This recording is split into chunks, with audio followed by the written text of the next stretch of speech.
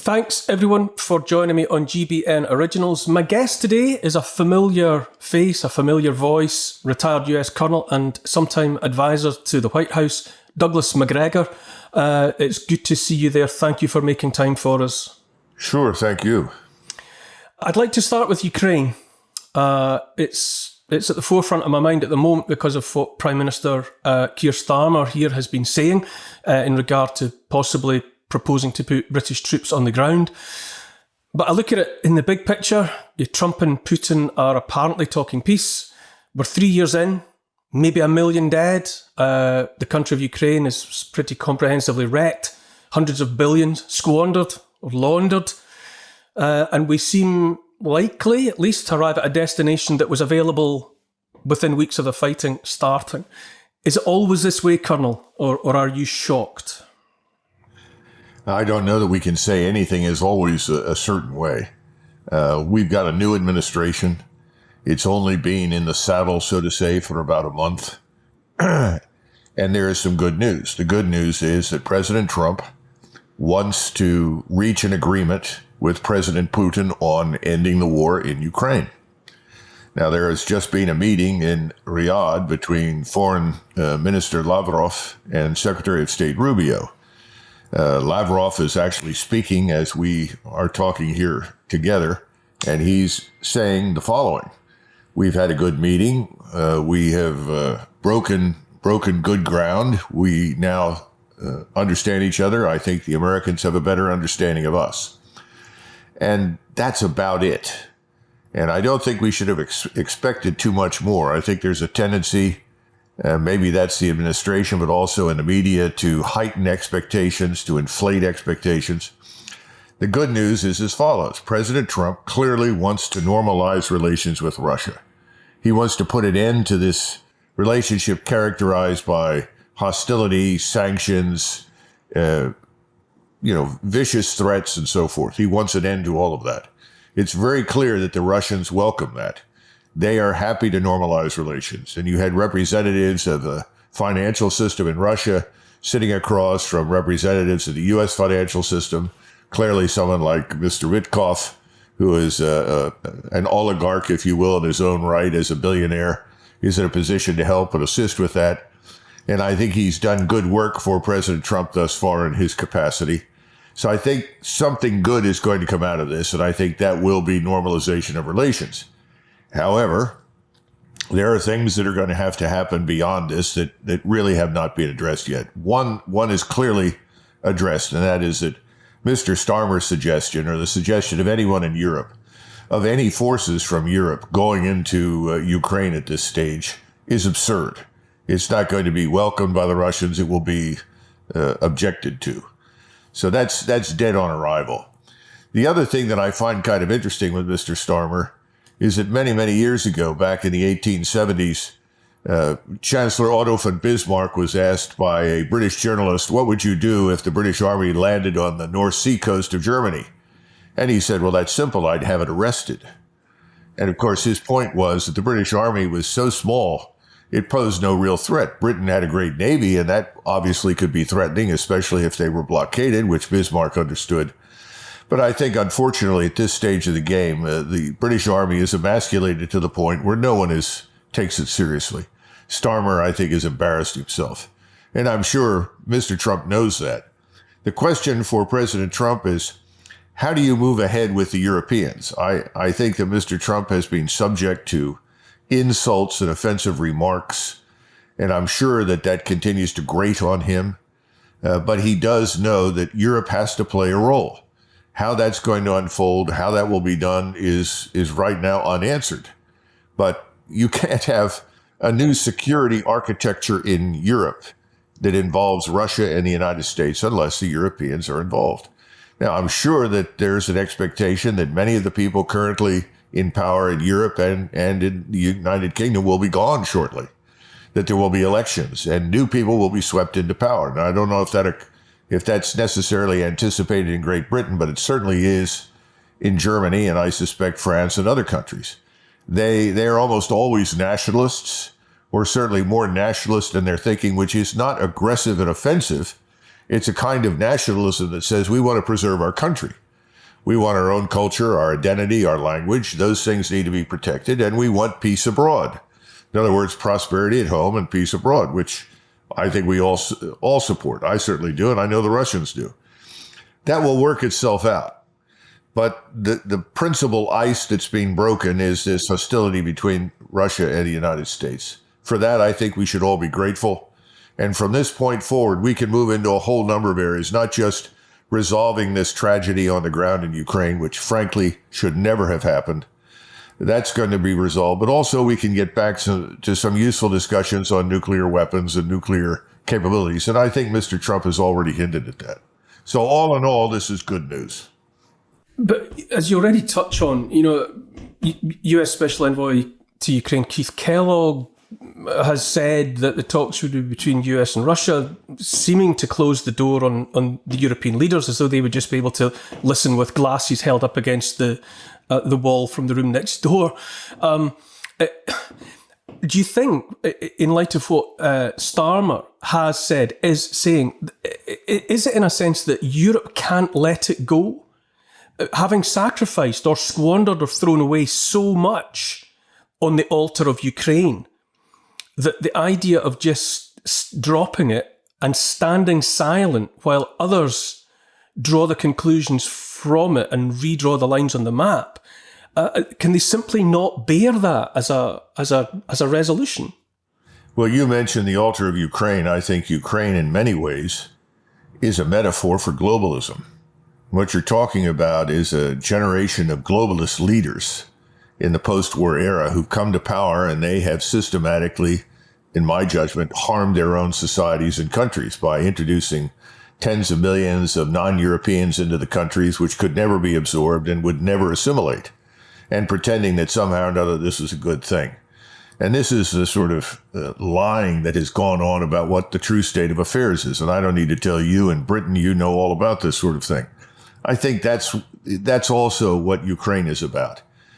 Because again, remember, Russia always stood for the opposite. Russia is an Orthodox Christian country with an ancient culture and makes no apologies for that any more than we should in our countries. But the Russians have been very strident about that. And I think there was a decision that somehow or another Russia had to be destroyed or fatally injured so as to preserve the cause of globalism, the end of borders, the end of peoples, the amorphous mass of people that were supposed to emerge and replace all of us who call ourselves something. I think that's part of the problem. In other words, it's not just Ukraine. The entire fantasy, globalist fantasy, is going to go down hard. And that's why there's a fight against it. It's also why, Starmer and his friends are all going to be gone, because they're raging against the storm like King Lear. They have no chance of success. It's over. And you mentioned something that's very important.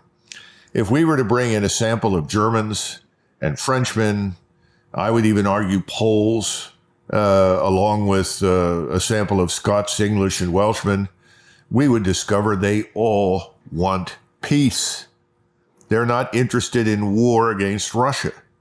Now, they've been lied to, and increasingly it's become obvious that this state of Russia is not the evil Hitlerite or Stalinist entity that people have said it is. Far from it. Absolutely not. That's not to say the place is perfect and utopian any more than the United States is. We all have flaws. And I think we're finally entering an era where we can be honest about each other.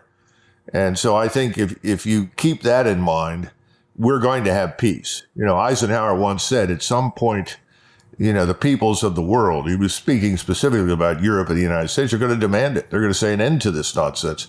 I think we're pretty close to that right now, and I think that's a very good thing. By the way, Trump has also said some great things about China recently. He said he wants to disengage our naval forces from the South China Sea. He's sending signals about withdrawing forces from Northeast Asia. He wants to disengage most of our forces from Europe, not because he wants to abandon Europe. He would like to sit back and support Europe as Europe sorts itself out. That, to me, is a breath of fresh air, because we've had for 50, 60 years nothing but four-star Army and Air Force generals trying to tell the Europeans how to do everything, or various secretary generals who've been pathetic puppets of Washington. He's saying, let's end that. I mean, that's where we're headed. I think it's all good. It's how it's packaged and presented that makes a big difference. And I don't think we've packaged it all that well. Using the internet without a VPN, a virtual private network, is a bit like taking to the road without car insurance. All it takes is one unlucky moment to cost you a lot of cash. This video's sponsor is Private Internet Access. They are the VPN to help keep you safe. Click the link in the description below to find out why over 30 million people have downloaded PIA to protect themselves online. A virtual private network is an app that hides your IP address and helps keep your data private. When you're browsing the internet at home, you give up a large amount of data to businesses, to shops, and indeed to social media giants too. Hackers have the ability to steal your personal data with ease, including sensitive information such as passwords, keystrokes, and even your personal photos. Private Internet Access helps protect your personal data by encrypting your internet connection to keep your data out of the hands of cyber criminals. And it's not just hackers either to be concerned about. Information can be censored too. When Canada passed their C-18 bill, social media giants decided to ban news content on their platforms. But PIA can protect your ability to consume the news and content you love. Private Internet Access is available for Windows users, Mac OS, Android, Linux, iOS, and you can use one PIA subscription to protect an unlimited amount of devices. And we've got a huge GB News discount for you too. Click the link in this video's description and you'll get a massive 83% off PIA.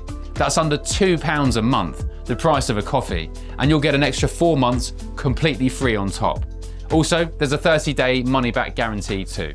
Visit piavpn.com/GB News to start protecting yourself digitally today. Europe has paid some kind of terrible price here, though, hasn't it? And if Ukraine is anything as well, if it's anything else, it's a kind of a bloody monument, I would say, to hubris and greed and stupidity. And if it is emblematic of globalism going down, then it's taking a lot down with it. You've already touched on the fact that the uncontrolled immigration has had catastrophic effects from one side of the continent to the other and into the UK and into Ireland. That's not Germany's been brought to its knees economically, and the economic ripples have gone elsewhere. The whole European culture has been all but overwhelmed by all of the combined events of the last few years, the carbon nonsense, the green nonsense, the Agenda 2030 and all of the rest of it. It almost, one begins to wonder if Europe can be pulled out of the tailspin, or does it get taken down with the falling monster of globalism? Well, I don't think the monster of globalism is going to win anything. I think it's probably going to die quickly. The problem for us, of course, as you know, is the financial system. And we're in a lot of trouble in the United States. We have this national sovereign debt that has reached monstrous proportions. There is no plan to deal with it. That's another issue. I know that privately, both when he was president and when he was running for president the first time, President Trump brought this up and was told by everybody, "Oh, don't mention that. Don't mention that. Don't mention that. That's problematic." Well, here we are. People have refused to mention it. We are now trying to find evidence for all sorts of waste, fraud, and abuse and spending in Washington. Well, that's easy. You can find that all over the place. We can't even audit the $1 trillion Pentagon budget. Nobody knows where all the money goes. We haven't even talked about the intelligence organizations. He's finding his way through this. He's appointed people to deal with it, which is a very positive thing. But the problem is they'll never harvest enough savings to make any difference to this gargantuan debt, unless you go after entitlements and other things, and then you can demonstrate to your creditors that you're serious. I mean, you're in a very similar position, and we have to watch carefully. We call them treasury bonds, you call them gilts. Watch those markets, because that's the real barometer.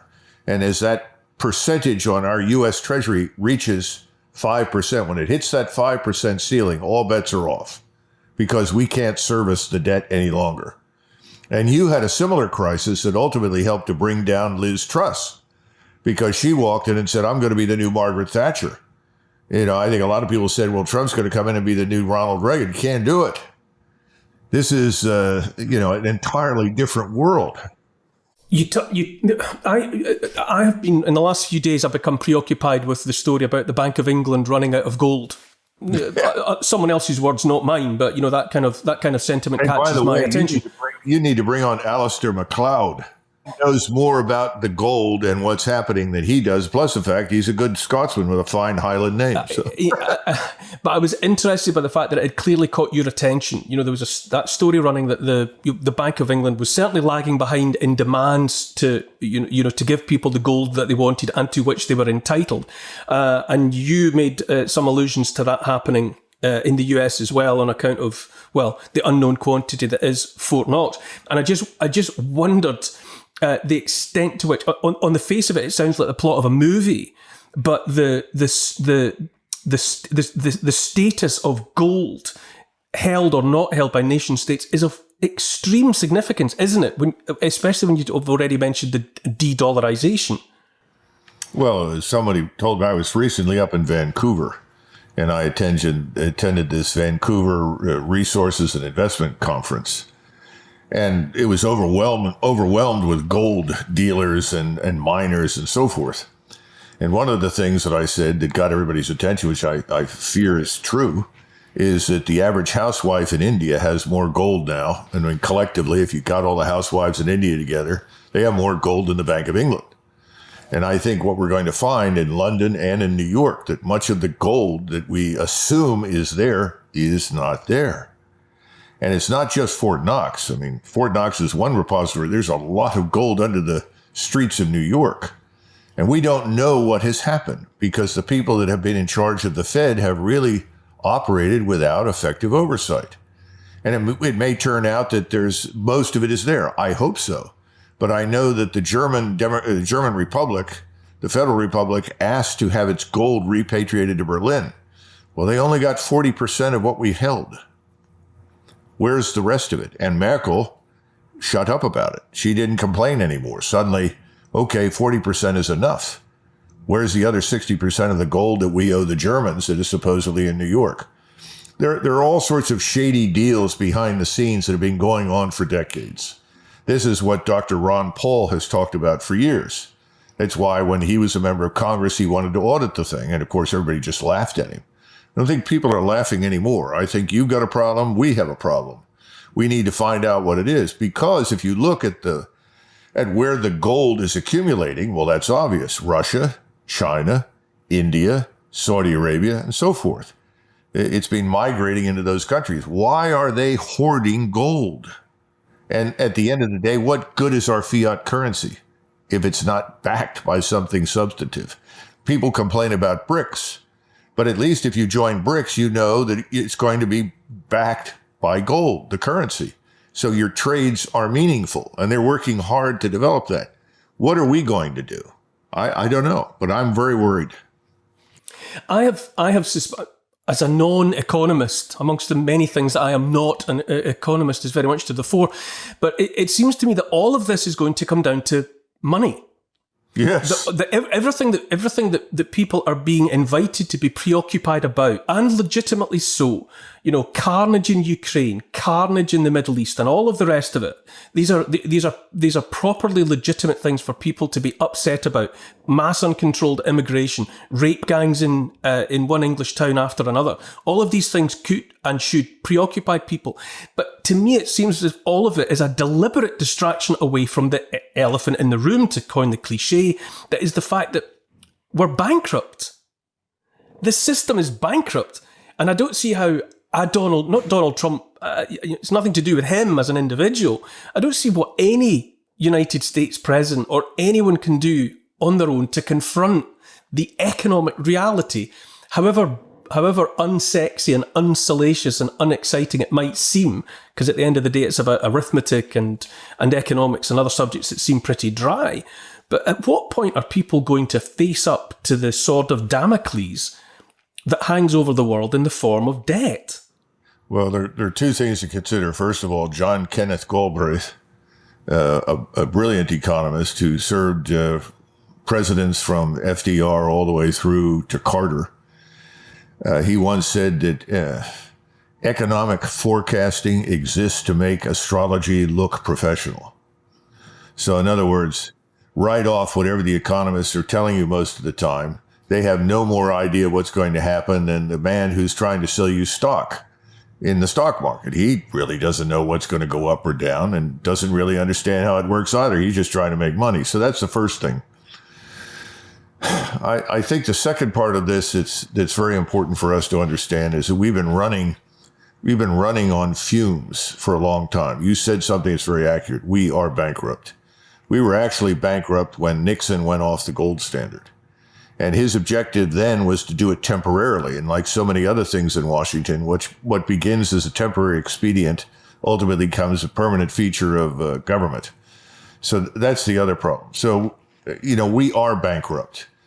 And as I try to point out to people, when did the British leave India? When the GDP was 240% GDP ratio. The ratio of GDP was 240% of national income in Britain. And, at that point, it was unsustainable. The British left when they were broke. They had to go. Well, we're pretty close to being broke right now. And that's why I think you're finally beginning to hear serious talks about us withdrawing and pulling out of places, because everything with us is mortgaged to vanity, just as it was at the end of the British Empire. Everybody liked to look at the empire and congratulate themselves on how great they were. They fought all through the Second World War ostensibly to retain the empire, and what happened? They lost everything. Now, that's another problem. But that's where we are, I think, at this stage of the game. And I think privately, President Trump probably understands that. And for him, and I feel badly about this, I'm very worried about what can happen over the next 6 months in the economy and with the financial system, because he happens to be president now. And just like Herbert Hoover had nothing to do with the Depression at all, he just happened to be president. And he became the target of abuse for everybody. I worry that could happen to Donald Trump. Right now, we have a kind of honeymoon here where everybody is happy and cheering on Donald Trump. And I certainly do. I'm glad he's doing what he's doing. But I do worry about what's coming in the future. And I do think you are going to go down ahead of us. And don't forget, the dollar has an enormous importance in Europe. So what happens in Great Britain, what happens in Europe is going to come to us. In other words, we're all on this sinking ship, if you will, together.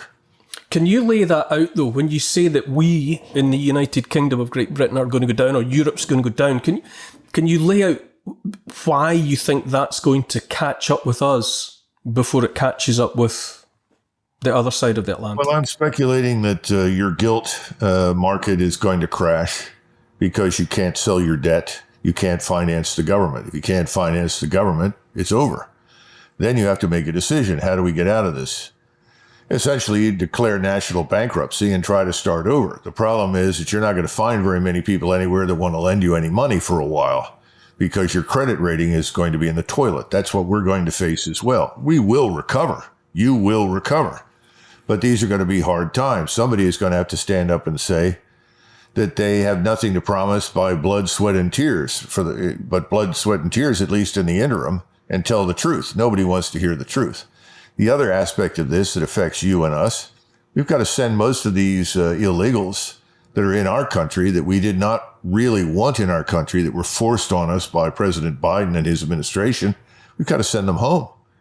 I mean, people don't understand how many billions of dollars we spend on illegals who are inside the country in terms of their health care, their education, their feeding, subsidies, and so forth. You're in a similar position. How can you maintain all of these people? And this is another danger that no one wanted to face up to. In 1929, after our market crashed, Herbert Hoover made the decision to deport 9 million Mexicans. Now, did he do that because he was an evil racist? Of course not. Hoover was a Quaker, just like I am, and was the last thing on his mind. But he said, if I don't move these people out of the country, eventually Americans will attack them because they're holding jobs that Americans will need to do. In other words, you've heard this expression, well, they're here because Americans won't do the job, or they're here because Englishmen won't take the job or something. Well, that's going to go away. When times get hard, everybody is going to look for income any way they can get it.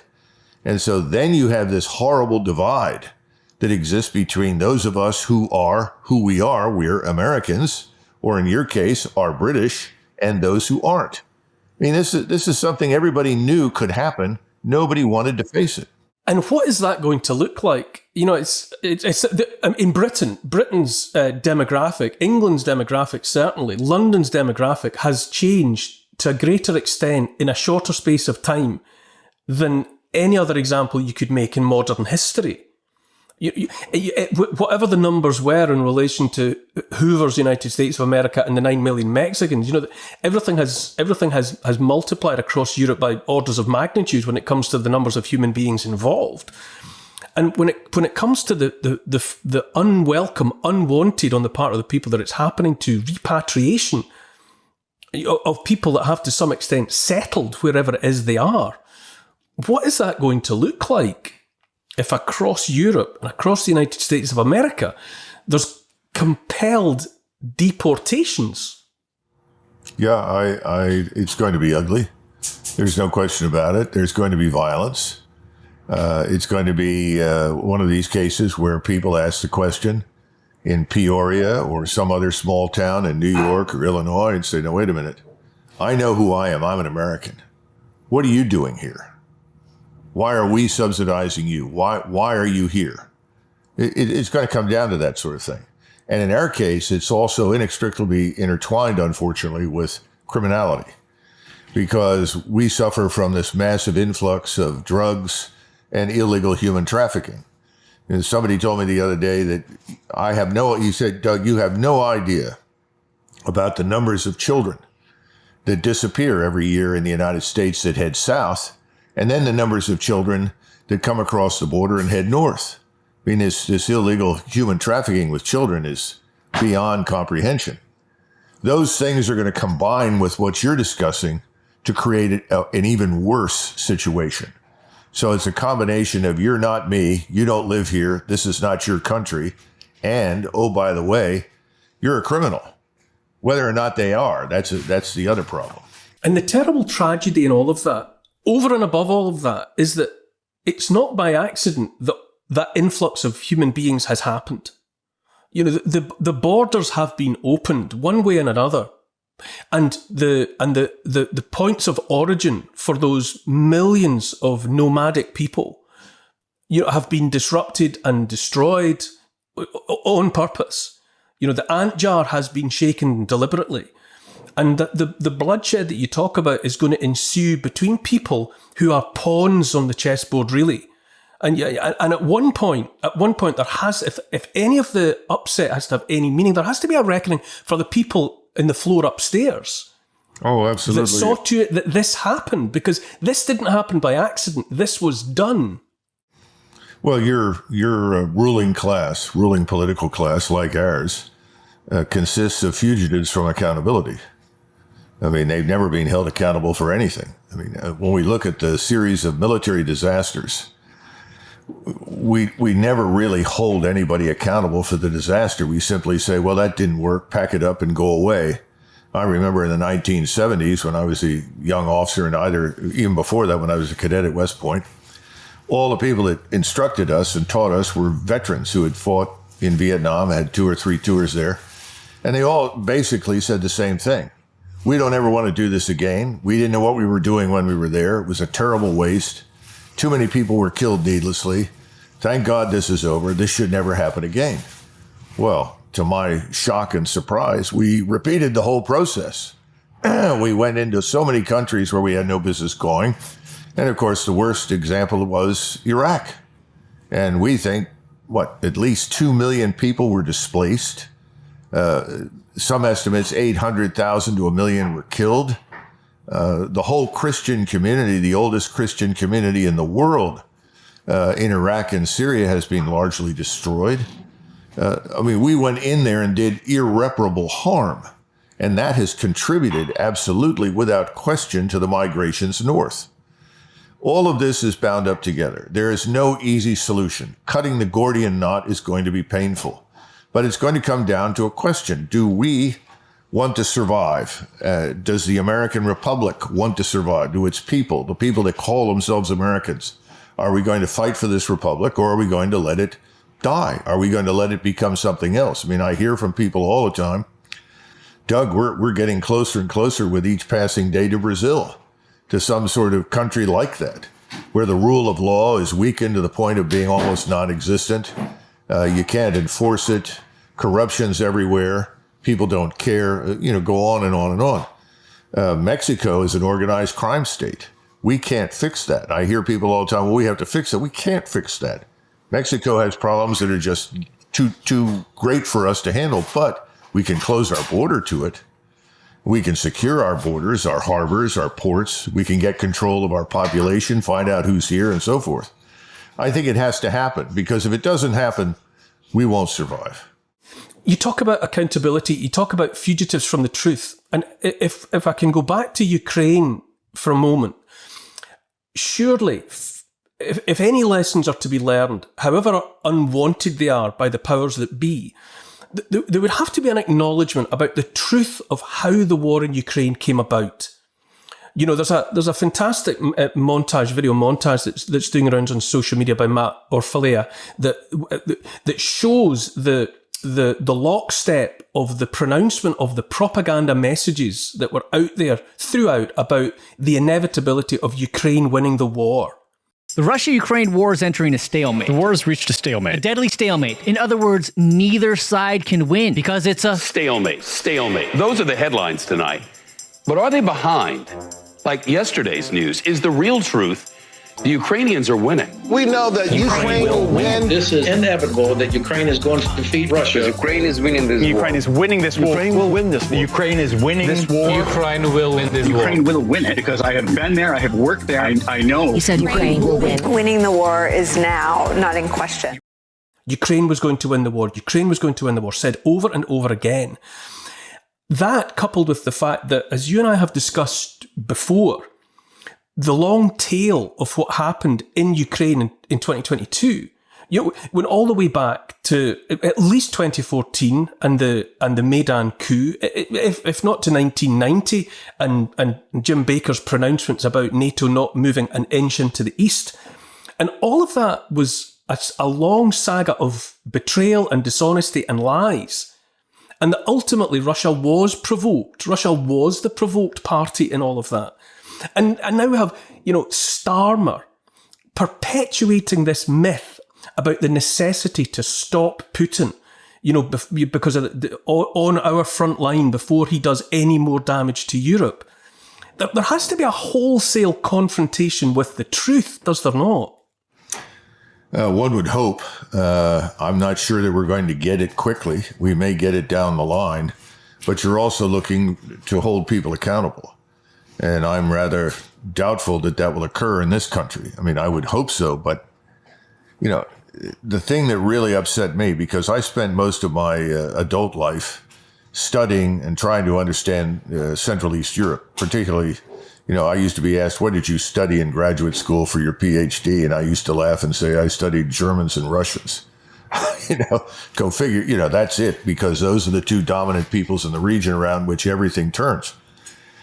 And I was heartbroken when I saw these Ukrainian units sporting all of these SS symbols and Nazi symbols.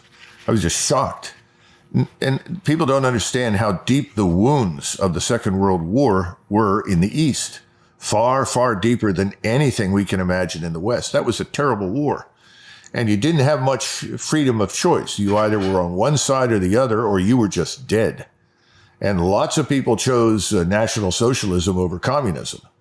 And, we consigned a lot of those people to execution after the war at the hands of Stalin. Terrible mistake. People did what they had to do to survive and fought for what they thought was closer to their interests. It was over, and we hoped that it was over. And then all of a sudden, out of nowhere, we see these symbols come back. And it inspires a new generation of Ukrainians whose ancestors fought for what they thought was right. But those things have nothing to do with reality today. This Nazi business or communist business, forget it. It's irrelevant. It's over. And instead, we dredged it up, and that makes it that much more difficult to achieve peace. And understandably, as you point out, from the very beginning, all of this was aimed at the destruction of Russia for the reasons we discussed. It's a combination of greed and hate, based on the fact, first, this is a nationalist, Russian Orthodox Christian country, and Russia is rich in resources. And many of the vulture capitalists that were there in the 90s and then were thrown out by Putin wanted to come back, divide up the country, and rape it for all that they could get out of it. We've been backing that under the guise of democracy. Has nothing to do with democracy or human rights. You have a much better chance of a fair trial in Russia right now than you do anywhere in Ukraine. And I'm not saying that the other is radically better or worse. I'm just pointing out that all of this is catastrophic. And you're right. I don't think very many people in England understand it. I don't think very many people in the United States understand it. I think the Anglosphere is really being inundated with these lies. And now people are suffering from cognitive dissonance. You go in and say, well, that's not true. By the way, it never was. And they look at you like, how could that be? I heard it on the BBC. I heard it on CNN. And, you know, even Germans were, until quite recently, I would say, have you learned nothing from your history? Why do you believe anything the government tells you? You know, I was raised in this environment where if the government said it, it was probably a lie anyway. Nobody trusted it. I came from a family where you tried to get us to wear a seatbelt. I was in Sweden, and this person said to me, we need to put your seatbelt on. I said, why? He said, well, because the state tells you that. And I said, why? Because the state made a study and determined it was good for you.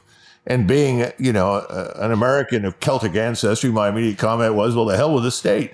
Well, you should have seen the eyes in this Swede just went berserk, couldn't believe it. Well, if the state says it, we do it. We got to get past that. People have to go back to thinking for themselves. That's hard because people are busy. They don't have time to study things.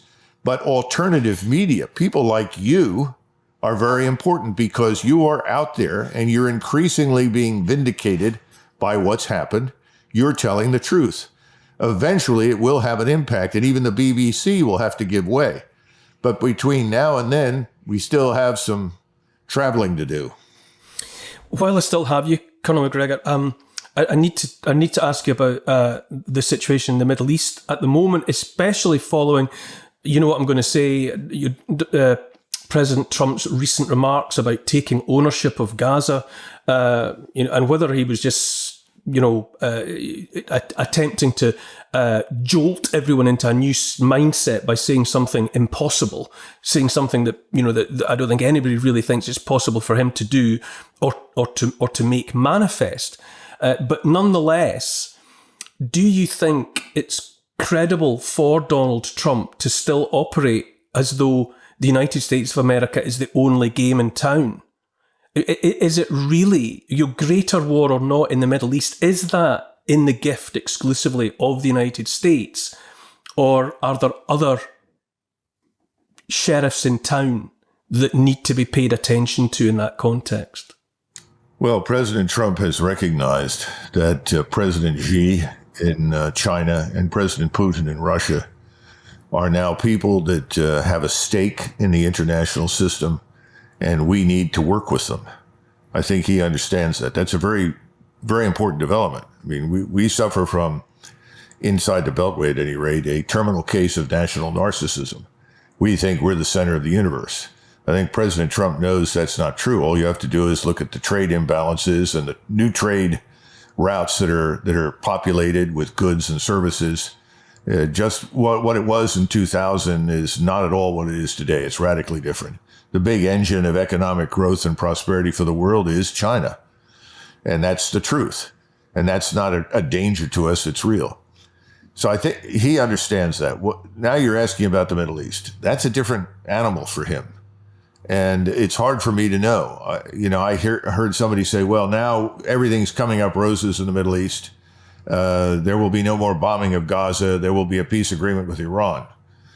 Well, I'm sure that those are things that President Trump would welcome, but he can't make that happen. Mr. Netanyahu has his own agenda, and he has enormous support inside the United States. I fear that not long from now, by the end of the month, Gaza will blow up again, that the Israelis are going to go in and do what they keep talking about, which is, quote unquote, finish the job. That's probably going to trigger a regional war. We already see that in Egypt. Egypt is explosive. Jordan is explosive. And then even Turkey, which has been very opportunistic lately in terms of willing to cooperate if it advanced their interests, as in Syria, may turn around and say they can't tolerate that. The same thing is true in Iran. And even though I know that if Mr. Trump had his way, he would hammer out an agreement with Iran. There's no doubt in my mind. I know him. He's always been anti-war. He understands war destroys presidencies. I just don't know that he's a free agent. And that has to do with other people in Washington, in the government, in the financial system, who want something else. So we'll have to see. Why? I completely hear you what you're saying, and I think it's credible that Donald Trump, the human being, prefers peace to war. I buy that. And yet it's undeniable that he has allowed himself to be surrounded by ultra-Zionist personalities. You know, Waltz and Hegseth and Rubio and Gorka and Huckabee and, Elise Stefanik, and so on and so on. He hasn't exactly made life easy for himself in terms of wanting to pursue peace in the Middle East, given the bellicose pro-Zion nature of so many of the people that he's got at his elbows. Well, that presumes, Neil, that he had the opportunity to pick those people without interference from outside actors. In other words, he has donors, people that donated enormous quantities of money that were instrumental in putting him in the White House. He has to deal with them. He brought in John Bolton as a national security advisor, and I know that he didn't want the man, but he received a call from Sheldon Adelson, who was his biggest donor at the time, and said, please, won't you talk to John Bolton? I know he'll do a good job for you. And finally, he relented and met with the man. It was an unhappy marriage from day one. He never liked it at all. But in our system, the people that donate huge quantities of money have to be adhered to some extent. You have to grant them their wishes. And he's had a lot of people who've demanded from him that Israel have a free hand, not only in Gaza, but to annex the West Bank. And the Israelis are now pursuing that. And if you look at the patches that they're wearing on their arms in the IDF, it shows you this Greater Israel Project. And that controls everything from southern Syria all the way to the west bank of the Nile River and all of Sinai and so forth. I don't know how much he can obstruct that. Now, Israel on its own can't do anything. Let's be frank. The only reason they can do what they do is because of our unconditional support. And they know that. And they've never had it so good. Will that continue, or will he finally say, wait a minute, this is too much? Other presidents have always stood up and said, stop. There have to be limits to how far you go and what you do. That hasn't happened. And I don't know if it will happen. I can't predict that. I just don't know. I only know the man Trump. I regard him as innately good, but I am disappointed in some of these transactional attitudes, particularly the callous disregard for life in Gaza and potentially elsewhere. If you want to do business with me and you bring me a bag of money, then I'll consider your request. This kind of thing disturbs me greatly. It can't go on like that, and we can't survive as a great power with that philosophical approach. And as I said again, if Donald Trump can act on his instincts, everything will be fine.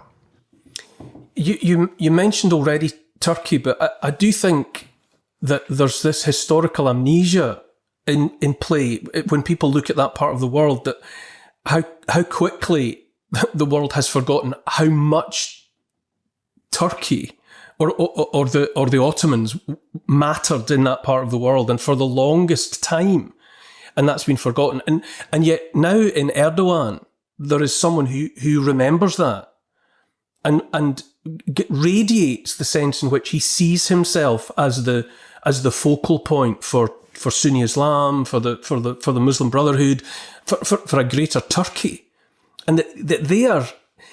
The role of Turkey surely must not be underestimated, far less overlooked, as all these pieces jockey for position on the board. You're 100% correct. And this is another challenge for us in the United States, because we have seen ourselves as the principal driver of events and activities. Remember this stupid remark, we're the indispensable superpower. In reality, we don't need to be involved in very much at all. And I think that's something that Mr. Trump understands. But in the Middle East in particular, you're right. The Turks are a great people. They have a very martial culture. There are somewhere in the neighborhood of 80 plus million of them. They have a very large population under the age of 30. They can field powerful forces. And right now, I don't know if you saw it recently, but President Erdogan was talking to an audience of young Turks, and they began chanting, "Take us to Jerusalem, take us to Jerusalem, take us to Jerusalem." Remember that the Turkish Sultan was the first Khalifa of Islam, and the holy city and all of the sites there were under his protection.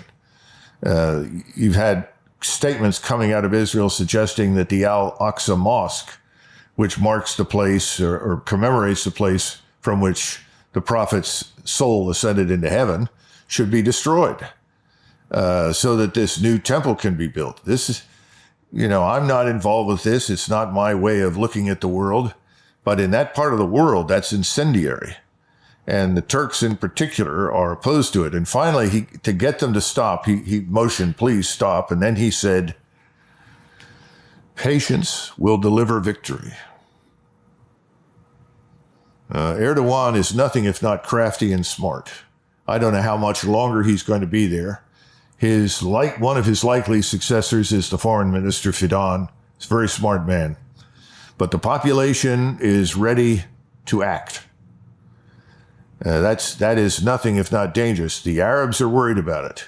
The Jordanians, the Egyptians, the Saudis, they are very worried about it. They all lived under Ottoman rule, and they had mixed experiences. So they're not especially happy about it, but increasingly, they are beginning to say, who else can lead us? Who else can save us? Who else can help us defeat this monster that has grown in Israel? And that's very dangerous. So you're 100% right. I can't predict with any certainty, but if we do get a regional war, the Turks will not be in it initially, but they will be in it eventually. And when they enter, it's not going to be to our liking. It's a sobering thought to end on, Conor McGregor, but I'm aware of the time. I'm going to have to let you go at this point. This is a conversation we can surely pick up again in the future, but for sharing your considerable experience and wisdom, thank you very much again.